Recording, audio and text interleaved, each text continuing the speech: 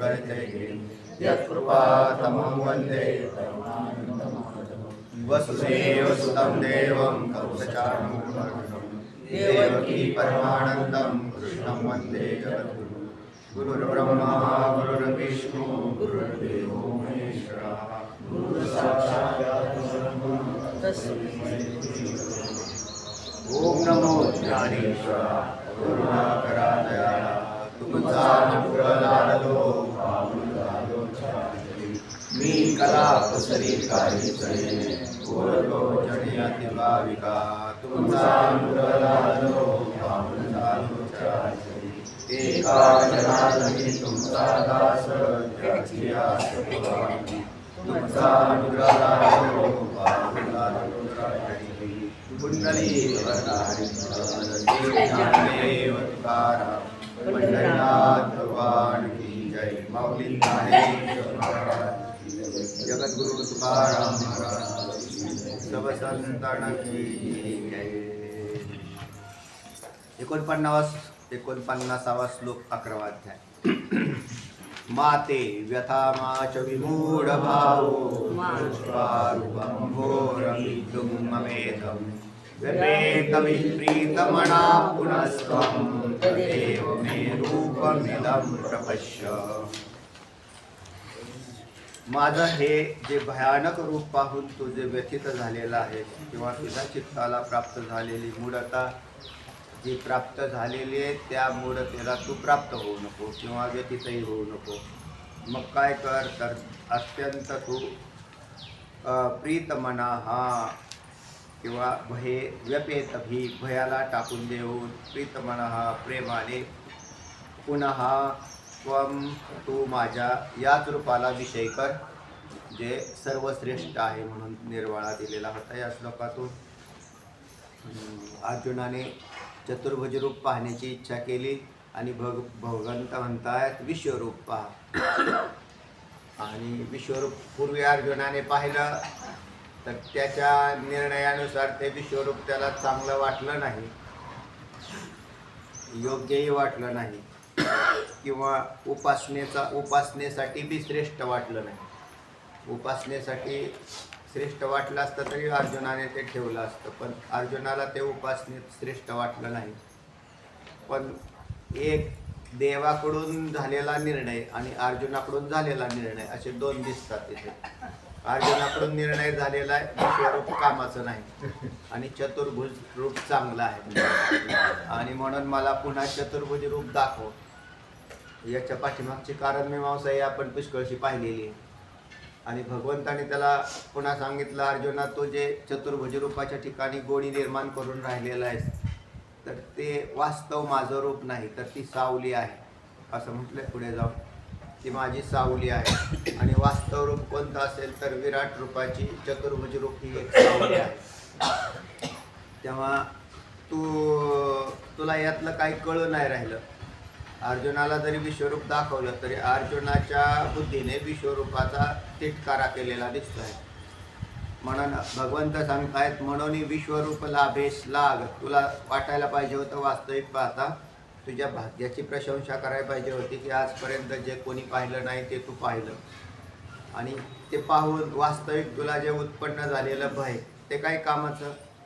कारण विश्वरूपाच्या ठिकाणी तू जर प्रेम धरून राहिला असता किंवा तुला जर तितकं प्रेम असेल तर तुला भीती वाटण्याची कारण नाही. येतीचे भय नेग नेग हे वाचून अन्य चांगलं मनी मानी काही याच्यापेक्षा दुसरं काही चांगलं नाही असं मनात निश्चय कर. आणि तुझी अवस्था अशी झालेली की हागा समुद्र अमृताचा भरला आणि वरसात वरपडा झाला प्राप्तही झाला तो समुद्र अमृताचा. मग कोणी अति ओसंडीला बुडी जेल म्हणून कोणी ज्यात बुडलो तर मरून जाई म्हणून त्या सागराचा त्याग केला. पण त्यांनी थोडंसं डोकं चालवायला पाहिजे होतं. हा सागर पाण्याचा नसून अमृताचा आहे आणि अमृताच्या सागरात काही कोणी मरत नाही. तसा तू इथे कसा मरशील? तू हे विश्वरूपाला पाहिल्याने व्हायचंही कारण नाही तर अधिक प्रीती माझ्याविषयी उत्पन्न व्हायला पाहिजे होती असं देव म्हणतात. नाहीतरी सोन्याचा डोंगर येसना न चले हा तोर ऐसे म्हणून अवेर करणे घडे.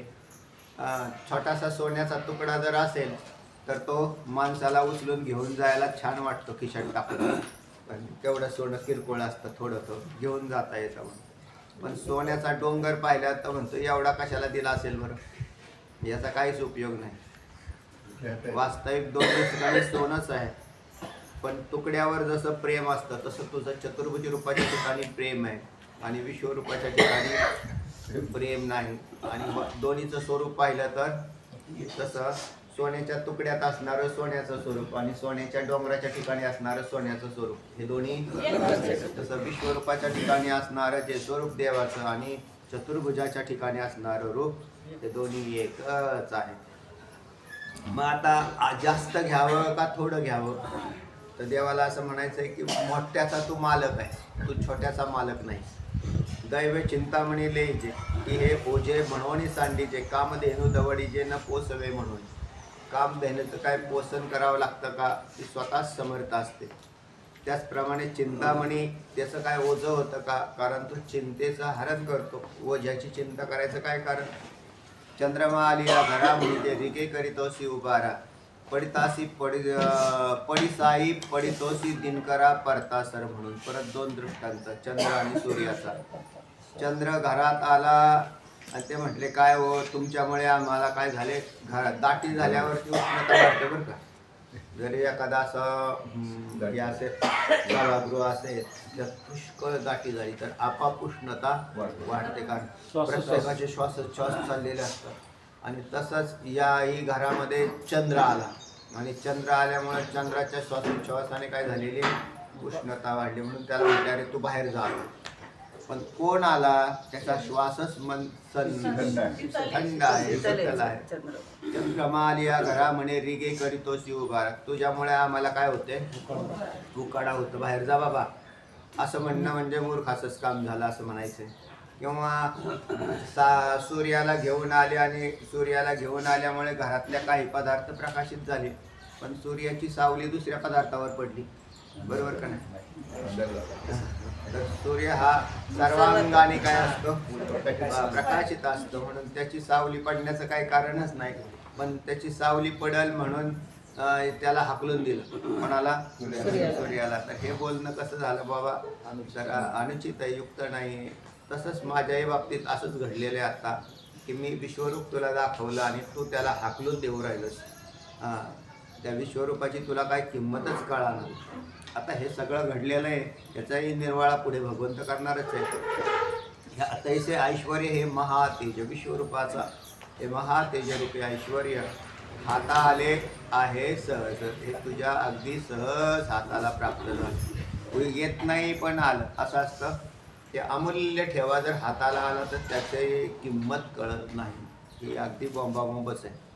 म्हणजे ज्या वेळेला साधारण असेल तर त्याची किंमत कळते, किंवा अगदी साधारण माणसं खरेदी बी करतात. साधारण वस्तूला विशेष किंमत देऊन खरेदी करतात, पण विशेष वस्तू फुकट मिळाल्यावर फेकून देतात. हा माणसाचा सहज स्वभाव. साधारण जर काहीच नसेल तर मग ते विकत घेणार ते आणि मग त्याच्यातच ते समाधान मानणार, त्यालाच ते अगदी कौतुकाने पाहणार. पण ज्या वेळेला विशेष अमूल्य ठेवा आणि फुकट आला तर त्यावेळेला त्याची किंमत राहत नाही. आणि आता तसाच प्रकार झाला. जो आजपर्यंत कोणी ठेवा पाहिला का हो ह्या विश्वरूपाचा, नाही पाहिला. आणि अर्जुनाच्या, आता बाकीच्यांनी पाहिले नाहीत असे नाही, तर अनेक रूप या देवाची पाहिली. अवताराच्या राशी तो हा उभा विटेवरी, याच्या अवताराच्या राशी झाल्या, आत्ता झाल्या अशा नाही तर पूर्व अनेक युग होऊन गेली.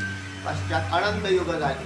त्या अनंत युगामध्ये अनेक देवाचे आकार नामरूप होती, प्रगट झाली. नुसते एवढेच 10 अवतार झाले असं नाही, तर अनेक अवतार झाले. आता आपल्याला कळण्यासाठी थोडासा शॉर्टकट एवढा चित्रपट आहे आपल्या समोर 10 अवताराचा. नाही तर देवाचे अवतार किती झाले तर करोडो झाले, कारण विश्व अनंत झाले, ब्रह्मांड अनेक झाली, आणि मग 10 अवतारावर कसं भागत. तर अनेक अवतारामध्ये देवानी अनेक, कारण एकच परमात्मा नाना रूपाने ज्या वेळेला नटतो त्यावेळे याच्या उदरात अनंत ब्रह्मांड उत्पन्न होतात. मग त्याच्यात देव, भक्त, मनुष्य, दानव हे सगळेच राहतात.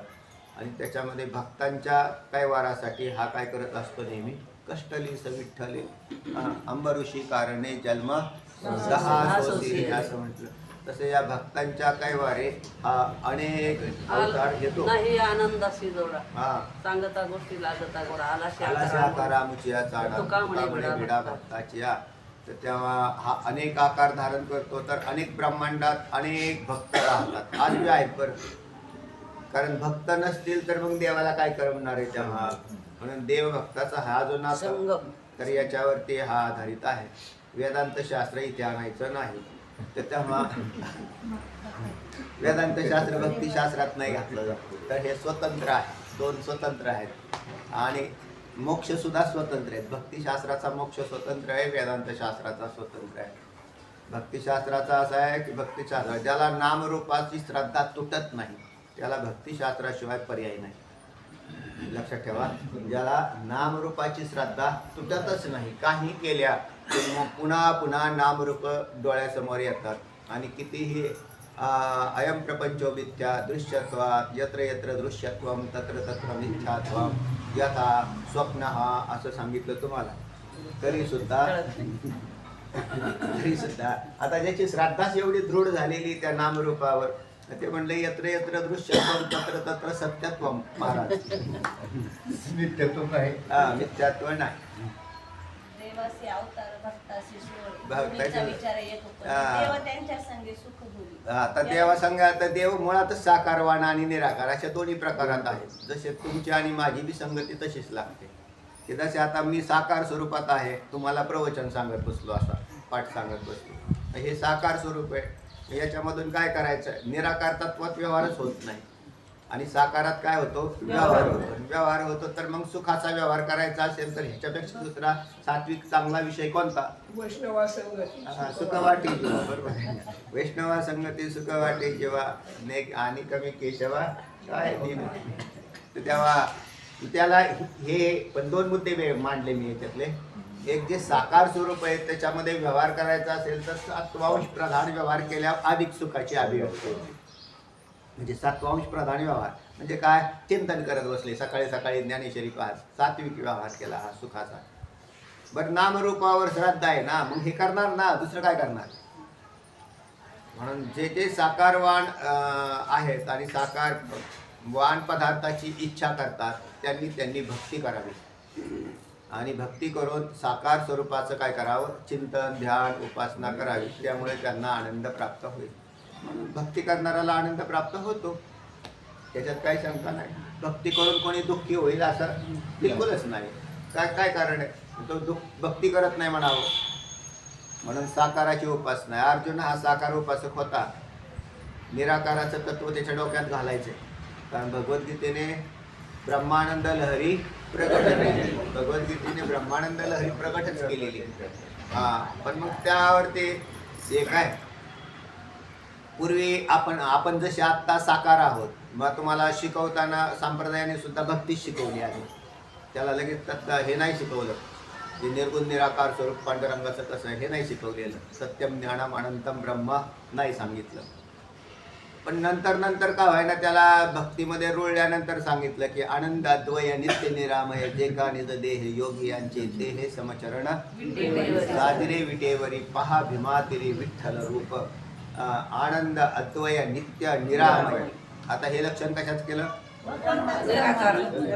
निराकाराचं लक्षण केलं. आणि कोणी तुकोबरायांनी केले, म्हणजे हे लक्षण तुकोबरायांनीच केलं या पांडुरंगाचं हे लक्षण. पण त्याच्या आधी सांगितलं सुंदर ते ध्यान उभे विठेवरी करकटावरी ठेवून. हे तटस्थ लक्षण आणि स्वरूप लक्षण हे दोन्ही संतांनी समोर ठेवले. आधी कोणतं ठेवलं, आधी तटस्थ ठेवलं. आणि कारण तटस्थ का ठेवलं तर नामरूपावर श्रद्धा आहे. तुम्ही सगळ्यांचे आज जे काय प्रारंभिक परमार्थ करायला सुरुवात करतात या सगळ्या लोकांची श्रद्धा प्रारंभिक कशावर असते, साकारावरच राहते. आणि मग त्यांना साकारावरची श्रद्धा तोडून निराकारात जायला बी कठीण आहे. मग ते साकार स्वरूपावरची श्रद्धा आहे ते दृढ झाल्याच्या नंतर तेच साकार स्वरूप नित्य कसं आहे हे सांगायचं म्हटलं की निराकाराकडे जावं लागलं. पण मग साकार नित्य राहील असं जर म्हटलं तर मग त्याला अनेक प्रमाणांच्या द्वारे त्याचाच परत निराश केला जातो की येथे नाही उरो आले अवतार. अवतार उरो नाही आले तर म्हणजे पांडुरंगाचा काय आहे, आणि मग ह्याचा बी अवतार शिल्लक राहील का नाही. तर थोडाफार तुम्हाला आधी आम्ही खुंटा पक्का केलेला असतो. युगे 28 युगापासून आहे. बरं, तरी बी शंका तुमच्या अशा बळकट झाल्या की 28 युगाच्या आधी हा देव काय, हा म्हणजे शंका झाली ना. बरं, समजा पुढे जाऊन ह्या सगळ्या विश्वाचा नाश झाल्यावर ह्याचा बी नाश होईल. याचा म्हणजे कसा, नामरूपांचे नाश. तर नामरूप हे उत्पन्न होतात आणि नाश पावतात. नामरूपात मग देवाचा आकारही उत्पन्न होतो आणि नाश पावतो. जसं माझा आकार हा उत्पन्न झालेला आहे म्हणजे हा एक नाश पावेल, कारण आकार नाश पावणारच, त्याच्यात काही शंका नाही. आकारातला देव नाही नाश पावत किंवा जीवांचे सुद्धा नाश होत नाही, तर केवळ आकारांचे होतात. तर त्या जीवाला मुख्य स्वरूपापर्यंत घेऊन जायचं असेल तर देवाचं स्वरूप किंवा त्याचं स्वरूप दोन्हीपैकी एकाचं स्वरूप जरी कळालं तरी त्याचं काम होतं. देव म्हणजेच तू आहेस आणि तू म्हणजेच देव आहे, पण स्वरूपाने तू देव आहेस आणि आकाराने खोटा आकार धारण केलाय. त्याच्यात उपाध्या यांचा विचार केलेला असतो. सगुणी भजता निर्गुणी पावला ना. सगुणी भजता निर्गुणी पावले. हळूहळू त्याचा निराश करत न्यावा लागतो. तेव्हा एवढा आता त्याच्यातही अर्जुनाच्या चित्तामध्ये बी असाच प्रकार आहे. अर्जुनाच्या बुद्धीमध्ये जे चतुर्भुज रूप बसलेलं आहे ते गोद्र सुंदर चांगलं उपासनेला योग्य असं वाटतंय. आणि आता हे विश्वरूप धडाना गोडाचं एवढा मोठं ते धड उभं राहिले, काय याला कसं काय करावं बरं, एवढे डोळे काय वटारून पाहत, अकराळ विकराळ सगळंच असं काय बा. म्हणून अर्जुनाने त्याला सरळ सरळ शहरा मारताना रेड पाना पेनाचा वापर केला. हे कॅन्सल करा देवा, नको आम्हाला. देवा भगवंत म्हणतायत अरे हे तुला सहज हाताला आलं म्हणून तुझे झाला घोटाळा. हे जरा तुला अनेक प्रयत्नांच्या अंती किंवा अशा प्रकारची बुद्धी तिथपर्यंत घेऊन गेलो असतो मी आणि नंतर तुला दाखवलं असतं तर बरं झालं असतं, तुला किंमत वाढली असती त्याची. आणि पण तुला आता असं वाटतंय की ते हे काही कामाचं नाही. आणि याला कारणीभूत कारण दिलेलं आहे. भगवंत म्हणतात हातात सहज आले.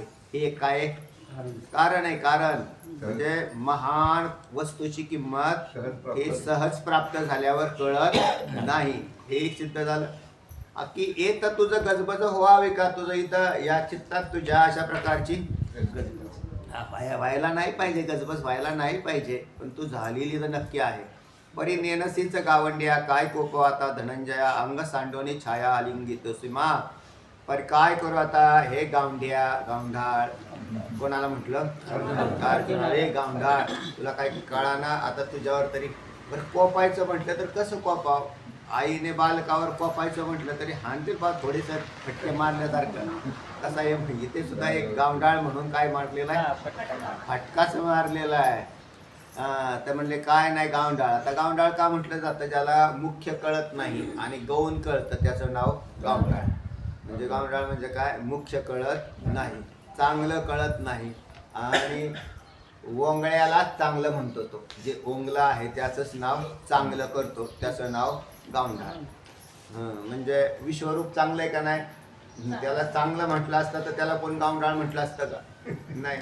तर त्या चांगल्याला यांनी काय केलं, वांगलं केलं आणि जे वांगलंय त्याला चांगलं केलं. वांगलं कोणतं, चतुर्भुज. आता तुमचं बी तीच अवस्था झाली. मी आता जर संगळा असं तुम्हाला असं म्हटलं की चतुर्भुज रूप जे दिसतंय ना कृष्णाचं ते काय खास नाही, तर तुम्ही म्हणताल काय महाराज सांगता रूप. आम्ही ते किती वेळा अभंग पाठ करून ठेवलेले आहेत अगोदरच. आणि हे सगळ्यावरती तुम्ही जर असं म्हणायला लागले तर मग आमचे काय झाला बुद्धीचा निरा. बरं आता मी काय सांगतो तेव्हा माऊली सांगू राहिलेत ना, किंवा भगवंताच्या मुखातून बाहेर पडतंय की अंग सांडोनी छाया आलिंगी गीतो सीमा. तू काय आलिंगन कोणाला देतोय, छायेला. आलिंगन द्यायला योग्य कोण असतंय, अंग असतं. अंगाला आलिंगन दिलं जातं का छायेला दिलं जातं, म्हटले नाही. हे दृष्टांत कळला म्हटले आम्हाला. दृष्टांत कशाला कळला, छायेला आलिंगन दिलं जात नाही, अंगालाच आलिंगन दिलं. अंग म्हणजे मुख्य भाग, आणि छाया म्हणजे त्याच्या सावली. पडलेली सावली. सावलीला कोण देतं आलिंगन तेव्हा? आता अंग कोणतं आहे? विश्वरूपाचं. आणि छाया कोणती आहे? चतुर्भुज. म्हणजे विश्वरूपाची छाया चतुर्भुज रूप आहे. आणि तू कशाला पसंती दिलेली आहे? असं म्हणायचं. म्हणून गावंढाळ आहे.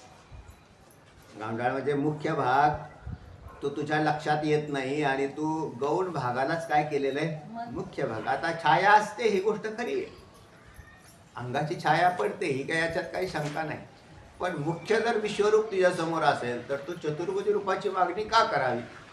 असं म्हणून त्याचा तिरस्कार या ठिकाणी केला. अर्जुनाच्या बाबतीत अगदी तिरस्कारिक बोलणं भगवंतानी काढलं किंवा गावंढाळ तुला काही कळाना, तेव्हा तू हे वास्तविक तुला कळायला पाहिजे होतं. आता हे तुम्हाला तरी काय लक्षात आलं का कसं आहे ते? विश्वरूपाची छाया चतुर्भुज रूप आहे हे तुमच्या लक्षात आलं का? विश्वरूपाची छाया चतुर्भुज रूप आहे हे कसं लक्षात आलं? तर या भगवंताची 3 शरीर, गेल्या वेळेस तुम्हाला विषय दिला होता, कारण शरीर, सूक्ष्म शरीर, स्थूल शरीर. कोणाचं? भगवंताचं. आणि तुमचं सुद्धा 3 आहे, काय का नाही? आता ते 3 आहे. आता आपल्याला नाही अवतार धारण करता येत कसे देवासारखे. देव हा चतुर्भुज.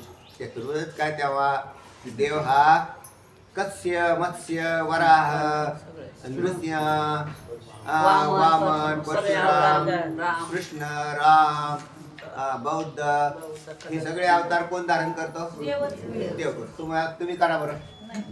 आपल्याला नाही करता, आपण तेवढ्या अंशामध्ये देवापेक्षा कसे आहेत. पण आपल्याला एक अवतार आहे का नाही? कोणता? ते म्हणजे एक अवतार आम्ही घेतला.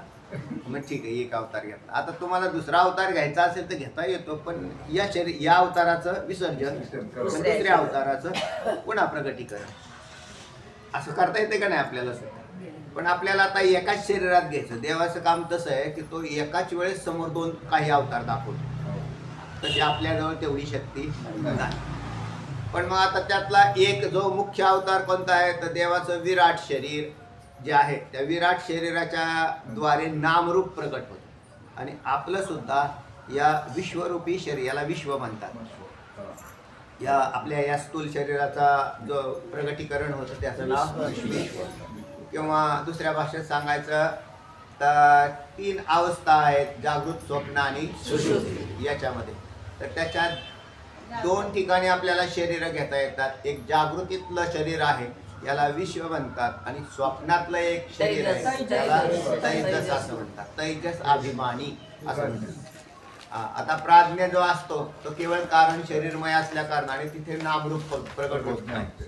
ईश्वराचं नामरूप हे विराटाच्या ठिकाणी प्रकट होते, कारण ईश्वर हा सुद्धा नित्य परोक्ष असतो.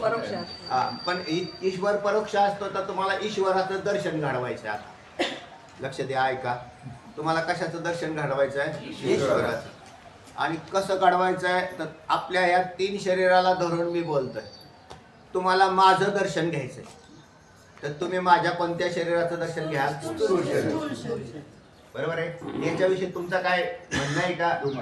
दुमत, अजिबात दुमत नाही. ते म्हणले बा महाराज आले आज, महाराजांनी पाठ सांगितला. कसं का आले बा? तर ते म्हटले आले होते, त्यांचं आम्ही स्थूल शरीराचं आम्ही दर्शन घेतलं. स्थूल शरीराचं दर्शन म्हणजेच सूक्ष्म शरीराचं दर्शन म्हणजेच कारण शरीराचं दर्शन. बरोबर आहे. हे 3 दर्शन तुम्हाला. फक्त तुम्ही एका नुसत्या सेल्फीवर जाऊ नका, म्हणजे नुसता वरचा फोटो पाहू नका. तर याच्या आतले 2 शरीर आहेत ना, ती माझ्या ठिकाणी अस्तित्वात आहेत. बरोबर, तुमच्या ठिकाणी. म्हणून मी तुमच्या या 3 शरीराचं दर्शन घेतोय आणि तुम्ही माझ्या 3 शरीराचं दर्शन घ्या. आता तुम्हाला ईश्वराच्या 3 शरीराचं दर्शन घ्यायचं. ईश्वराच्या 3 शरीराचं दर्शन घ्यायचं तर हे जे दिसतंय हे काय आहे? जे दिसतंय ना तो ईश्वरच आहे. म्हणजे हे जे जेवढं काही दृश्य पदार्थ दिसत आहेत ते म्हणजे हात दिसाना, पाय दिसाना, तुमचं जसं डोकं दिसतंय, तुमचं जसे हात दिसतात, तुमचे जसे पाय दिसतात. अहो याचंच तिथे विचार सागरामध्ये विस्तृतीकरण दिलेलं आहे. मुखाला काय म्हटलेलं आहे? डोक्याला आकाश. आकाश डोक्याला थडाला आकाश म्हणले. डोक्याला सूर्य. आओ स्वर्ग स्वर्ग स्वर्ग हे त्याचा माथा आहे स्वर्ग. असं वर्णन आलंय ना तुम्हाला. हा, हा. आता तुम्हाला कळावं याच्यासाठी आलेलं वर्णन आहे. स्वर्ग म्हणजे माथा आहे असं आपण तुम्हाला गौणत्वाने तर काय ना कळायला पाहिजे ना काहीतरी. सागराला मूत्राशय म्हटले, अग्नीला मुख म्हटलं. अग्नीला मुख असं म्हटलं, बरोबर आहे. संपूर्ण दिसणाऱ्या ब्रह्मांडाला धड असं म्हटलेलं आहे. कोणाचं? ईश्वराचा विषय चाललाय. तो व्यापक बुद्धी करा आता. आणि मग आता आपण सगळं नाही पाहू शकत इथं बसून, पण आपल्या डोळ्याला जे जे दिसतंय हे ईश्वराचं स्थूल शरीर दिसतंय. जेवढं दिसतंय हे ईश्वराचं स्थूल शरीर आहे. ज्या अर्थी त्याचं स्थूल शरीर आहे त्याच्यातच सूक्ष्म दडलेलं आहे आणि त्याच्यातच कारण सुद्धा दडलेलं आहे. झालं ईश्वर दर्शन. ते म्हणजे ईश्वराचं आम्हाला दर्शन घ्यायचंय, देवाचं दर्शन घ्यायचंय पांडुरंगाचं. आणि मग घ्या ना, हे पांडुरंगच आहे. अख्खा जो दिसतोय तो काय आहे? सगळ्यांचे सूक्ष्म शरीर म्हणजे त्याचं सूक्ष्म शरीर आहे. जेवढं हिरण्यगर्भ. हिरण्यगर्भ. त्याला आता हिरण्यगर्भ म्हणायचं, सूक्ष्म शरीर नाही म्हणायचं. हिरण्यगर्भ हिरण्यगर्भातलं सगळ्यांची सूक्ष्म हा दिसतोय, हा विराट. विराट तोच देव आहे, हाच देव आहे. म्हणजे याचा हा विराट तुम्हाला जग म्हणून पुढं आलेलं आहे. आणि जग म्हणून पुढं आल्याने तुम्ही त्याला जग मानता. समोर मला गाडी दिसते, मी तिला गाडी म्हणतो, पण मी तिला ईश्वराचं स्थूल शरीर मानत नाही. मी या मंदिराचा हा जो भाग दिसतोय गाभारा, आपला हा बाहेरचा मंडप, याला मी सभा मंडप म्हणतो, ईश्वर मानत नाही. गाभाऱ्याला मी गाभारा म्हणतो, ईश्वर मानत नाही. मूर्तीला मी मूर्ती समजतो, पण ईश्वर मानत नाही. मूर्तीला मूर्ती समजतो. त्या मूर्तीला मध्ये बी सगळ्या मूर्त्या नाही पाहत. त्याचे आकार कसा आहे म्हटले, म्हणजे हात कटेवर आहेत, पाय सम आहेत. हा म्हटले मग पांडुरंग धरा. म्हणजे हा कोण आहे? पांडुरंग. विष्णू, कृष्ण, राम, देवी, गणपती, सूर्य नाही.